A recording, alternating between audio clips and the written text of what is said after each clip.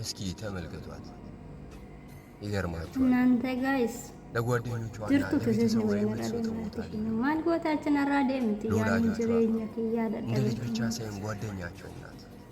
ጋፊን ቀባር ለሰዎች የምትሰጠው አክብሮት አላስፈላጊ ቃላት ለተናገሩ ሰዎች እንኳን መልሷ ትትናና ትትና ብቻ ነው። ብዙ የሚመኛት ወንድ ቢኖርም ሊያገኛት ከነሞ አርኩማን ቀበን ነው ዶታኔ አከምታ በሄደችበት ሁሉ ስለ ጓደኞቿ ስለ ቤተሰቧ መልካም ነገር ታወራለች። በጣም ቁጥብና የተረጋጋች በማለት መናገር እንዳለባት ጠንቅቃ ታውቃለች። ጓደኞቿ እንዲሁም ቤተሰቦቿ እሷ የእነሱ በመሆኗ ኩራት ይሰማቸዋል። የትም ቢሄዱ በኩራት እሷን ይዘው ይሄዳሉ።